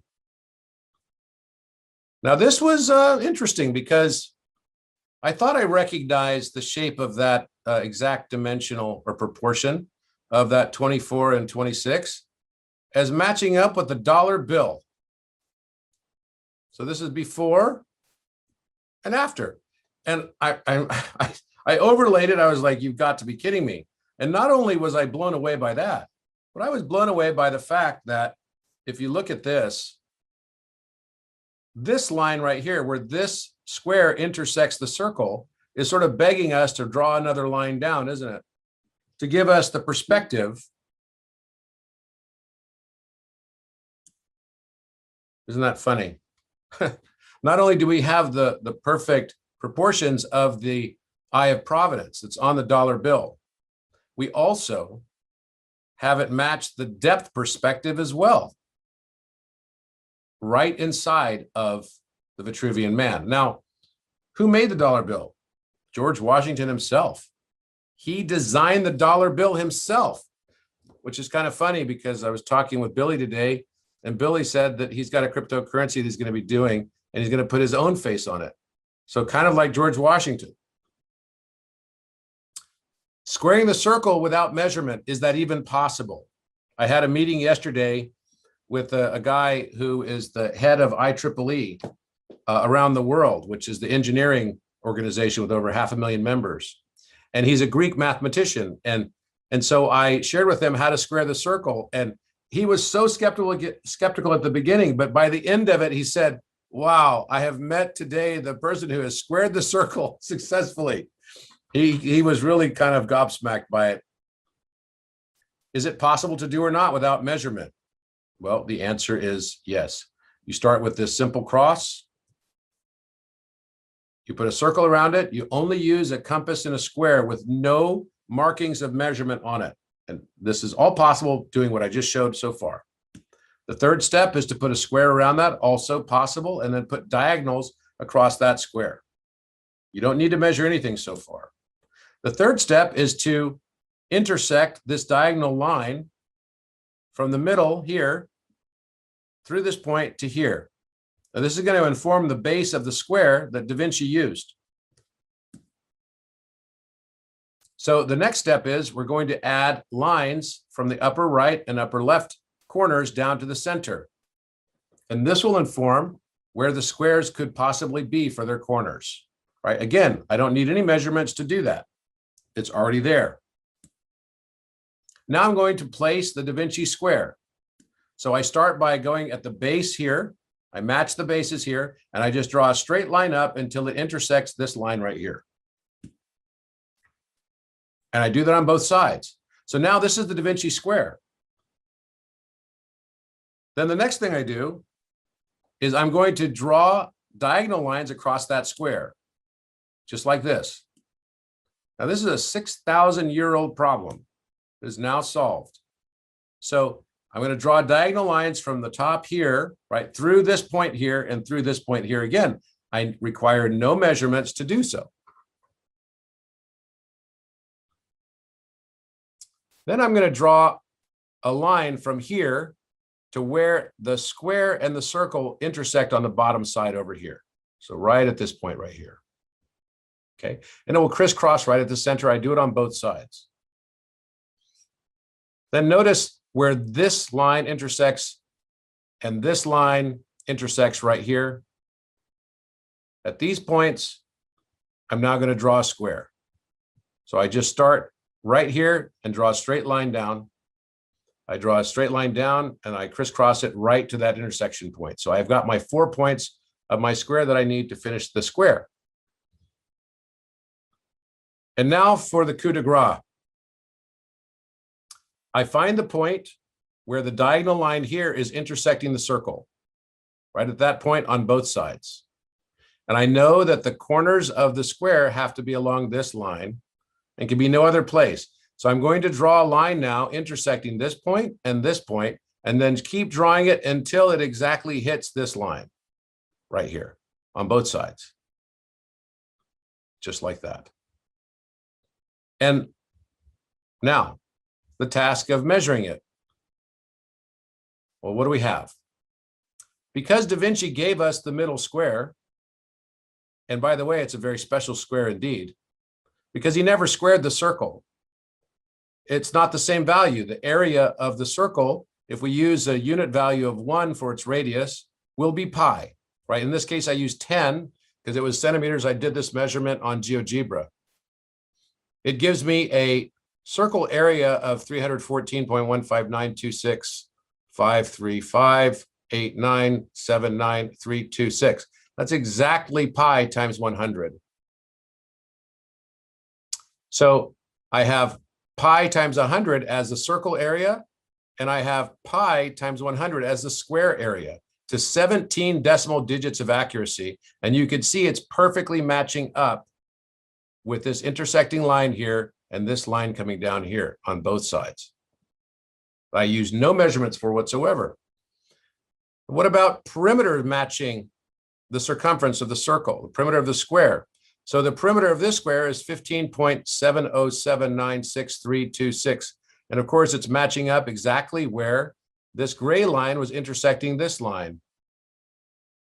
And this is now giving us exactly tau, or 2 pi divided by 4. So it's a perfect match. The perimeter then is 2 pi, matching the circumference of 2 pi. Of course, you can't match the circumference and match the area in the same square versus the circle. But what was it that Da Vinci did? Well, Da Vinci drew a square that happened to be exactly not pi and not 2 pi. He drew something in between, but happens to be exactly the Euler number to 17 decimal digits of accuracy.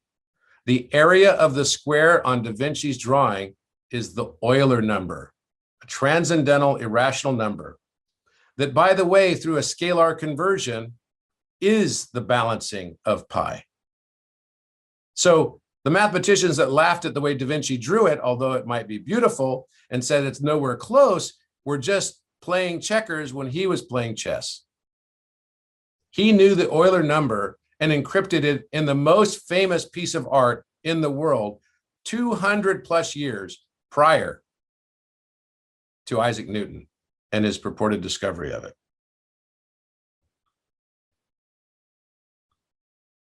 So now we're coming close to a close here. Why does the pyramid have 8 sides? Nobody's seen this at all. As you notice, the pyramid has a very, very slight indentation on all 4 of its sides, giving it actually 8 sides. So I thought, let me see what happens if I take this infinite product, infinite sum, infinite delta triangle, and I just repeat it in quaternion symmetry. So I'll draw it like this. Within a circle, I'll use the hypotenuse as my diameter of the circle, because using Thales' theorem, I can use any right triangle that will inscribe within that. But this is exactly the proportions, giving me a 67 degree beta value and a 23.22 degree theta value, which is the small, more acute angle. So then I mirror it in mirror symmetry, just like this. And now I have a rectangle, and I mirror it again 4 times. And look what I get. This looks familiar. Wait a minute. This was just the infinite product, infinite sum, infinite delta values that I use in factorization, and looking at those values from the context of maybe the universe would make a structure out of that proportionality. Well, it turns out it informs exactly the Templar cross again. Here we have a Maltese cross. And if I do it, continue it for octonian mirror reflections, then I get a perfect mod 24, which is where I found the prime number pattern in the first place. A perfect mod 24. Now remember that every prime number above 3 will have a square value that will be exactly a multiple of 24 plus 1, without exception. So that's interesting, because it speaks to some fundamental nature of 24 and its reciprocal of 42, which happens to be one of the only numbers. There's only 3 that do this: 137 and 73, 24 and 42, and 57.1 and 175 are numbers that have very, very close proximity between their reciprocal value and their palindromic value. So is the pyramid trying to tell us something about mod 24? Is it a coincidence that I discovered the quasi-prime numbers on mod 24 a week after I was in the Great Pyramid and spent 5 hours laying in the sarcophagus? So the Great Pyramid geometry of infinite product, infinite sum, infinite difference is exactly forming a mod 24 and showing us the prime number pattern. Now, something else is unique about this, though, because what has this got to do with this indentation right here? Well, turns out that when you take this line of your square and you draw it to intersect where this mod 24 line actually intersects here, the outer square, and you take a ruler and match it up to here, it will cause a very minute indentation here, which guess what? Turns out to be exactly 0.432 degrees. Seriously, Robert? 0.432 degrees indentation here on all four sides. That's a very tiny indentation. Well, that's exactly what it is. So you see this now with 0.432 indentation on all four sides. Now, if we multiply that by 756 feet, which is the base width of the Great Pyramid, it comes out to be exactly 3.27 feet. Now, is that a coincidence that it happens to be 99.7% of exactly 1 meter indentation? Is the Great Pyramid encoding advanced knowledge of the prime number pattern?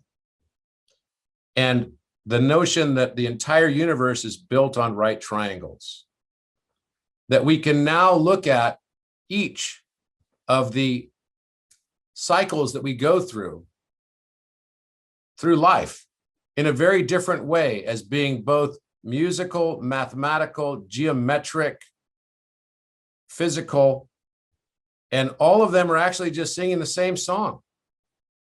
And we have separated them into different zones of perception. What comes back to this? All triangles are the resulting relationship of X and Y. For any given X and Y, and this is a discovery I made not very long ago, X and Y summed, so X plus Y is giving us the two side slopes, also of the pyramid. The base is giving us Y minus X, and the height is giving us the square root of the product, X times Y square rooted. Our entire world is built on our lack of knowledge of this mathematics. All our encryptions in the world are built on our lack of knowledge of this exact geometric relationship, which I guarantee you, if you look this up anywhere, and you can try it for yourself, but I guarantee you will find it nowhere, because it's not anywhere in academia. And we've looked, because we put it as a subject of one of our new papers called the sum product conjecture. For many, many years, mathematicians have been looking for the relationship between the sum of two integers and the product of the same two integers. How could 5 and 7 add to 12? And how does 12 then relate to 35 when you multiply 5 and 7? Does 12 and 35 have some geometric relationship? And the answer is yes, they do, through this exact thing. It's the sum divided by 2 is the hypotenuse, and the product, 35 square rooted, is the height. It's fixed. And the base will always be, if it's half this isosceles triangle, so it would be a right triangle, will always be X or Y minus X divided by 2. The distance or difference divided by 2, the mean difference. So another way of saying this would be the square root of the product is the geometric mean. Half of the sum is the arithmetic mean, and the differential mean is the base. And every triangle has this embedded in it. This means that literally every triangle contains all of its parentage information, because now we can factor it all the way back up. It's basically a compression or a compressed blockchain of origin. Every single triangle. And of course, every right triangle can be broken again into more right triangles. It's the perfect fractalization form. And I believe this is part of what the Great Pyramid's trying to tell us as well. The simplest geometric form for infinite fractalization is the right triangle. So what if we put it in quaternion symmetry, just like I did with Salvator Mundi? So you've got an X and Y axis. You've got a quadrant that is real because all the numbers are positive. Then you've got 3 quadrants that are imaginary because some of the numbers are negative. And so the y-axis is giving us a polarity, and the x-axis is giving us another polarity. The object is the x-axis. The y-axis is going to be the background. And again, it's male and female, isn't it? X and Y, just like chromosomes. So starting from one thought, which is the sum, product, and difference of X and Y, the parents, the input values. We start on the right side of this circle with 0 degrees next to it with mathematics, where we have ratios, quantitative ratios, 2 to 3, 3 to 4, 3 to 7. These are just X, Y coordinates. Then it moves into away from this first dimension, which has X, Y coordinates. And actually you could say, well, wait, that's 2 dimensions, Robert. Well, no, it's not, because actually each one of these lines is just the same line in mirror polarity. We don't add them together yet, so they're literally just the same line. It's the same type line in mirrored polarity. One is the Y coordinate, the other is the X coordinate. And just by shifting it 90 degrees gives this polarity shift. The second dimension is taking that concept of abstraction and ratio into art, forming proportion and area. And we've got now a negative object and a positive backdrop. Then we put solidity to this. We want it to have mass. We want this idea or thought in quaternity to take on form and to be solid. It needs resonance and gravity and depth and volume.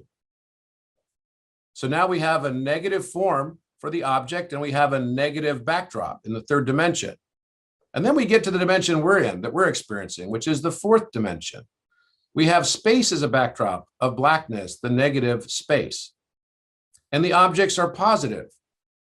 We now, at the third dimension, also have a z-axis that has now come in. And these right triangles, which are from all geometric forms, can be broken into exclusively right triangles infinitely. And all musical intervals and chords and keys are all right triangles, again, exclusively. And the gravitational inverse square law and the radiative inverse square law are exactly the same right triangles. But wait, what about all matter, mass, electricity, magnetism, radiation, light, time, and gravity and darkness? These are all right triangles, expressing electricity in its opposite time and mass in its opposite polarity, magnetism. Radiation giving birth to photon and gravitation giving birth to mass carrying phonon. And then spirality. All motion spin, logarithmic spirals, base values are determined simply by hypotenuse over height. These are rotating right triangles for every given polygonal geometry, fractaling universally. Now we have a unified theory. The right triangle is the geometric unity. And it is the sum, product, and difference. And I would almost call the sum the omnipotent, the product the omnipresence, and the difference the omniscience, or the wisdom to know the difference. All periodic elements also follow this same periodicity in motion and spirality. It is very simple and it is very beautiful. So we live in this world, we're just like an iceberg, where we only perceive what is on top of the water. We don't think about ourselves beneath the water, the subconscious mind. We experience duality. We judge all the things that we don't like about ourselves and everyone else that we encounter. We will continue to attract everything that we judge until we no longer judge everything that we attract. Now, however, is the end of this duality. It's the end of judgment of others and self. It's recognizing that you are good enough and that we ourselves are the only ones to blame, if there's any blame to be given, for the obstacles that we face, because we continue to imagine those obstacles, and only those obstacles that we allow ourselves to imagine become real and get the solidity and gravitation behind them to create mass and true obstacle. So here's the good, here's the bad and the good, and here's the good and the bad, and this is life. But actually everything is one. It's only our perception that creates the polarity. Now, finish up on this, the water bear. The icosahedron is the quintessential hexapentacus, and it is the platonic structure of water. the mem. Aleph, mem, tav, emet, time. In time and with water, everything changes. We are on that precipice of change right now. The age of Aquarius. The heart-brain consciousness. When the heart thinks and the mind feels, the river of wisdom flows. We have decided up until now that it was best for our consciousness to experience polarity in extreme forms. And it's not through the lightning of polarity that we actually wake up from the polarity. We wake up from the polarity because we are smacked in the face with the polarity, as we have all been this past year. But it is time now to seek the balance of the feminine, art, the microcosm, music, emotionality, and to merge it with the logos, logic, masculine thought, science, macrocosm, and materiality. It is time to merge together around the eye of Ra and the eye of Thoth, or thought. Thought, as in we think. And we all had our eyes open in 2020. We all got 2020 vision, and clarity was brought into our consciousness. But now it's time for us all to grow and ascend. It's time for us to embody the philosopher's stone, the heart-brain consciousness. And now return to Earth of Thoth, also known as Metatron. The mystery of Alpha, the 33rd prime number, 137 over 1 and 1 over 137. It's one of the greatest damn mysteries of physics, a magic number that comes to us with no understanding by man. You might say the hand of God wrote that number, and we don't know how he pushed his pencil. Richard Feynman, one of the greatest physicists of all time. The Tetragrammaton, Yahweh, Yod He Vav He. Is this a name or is it a math equation? Pi to the 7th divided by, pi times 7 divided by pi to the 7th equals 1 over 137, or alpha. The alpha omega and Thoth is just the divine balance achieved by the merger of opposites, the bringing together of polarities, understanding the complementarity, the shadow work that is all required, and experiencing a new experience that is the embodiment of both alpha and omega. And in fact, you could also just look at the omega symbol, and just like the coordinate lines on Cartesian planes, flip it 90 degrees to the left, and you have a lowercase letter a. Thank you very much, everyone. And that is the end of my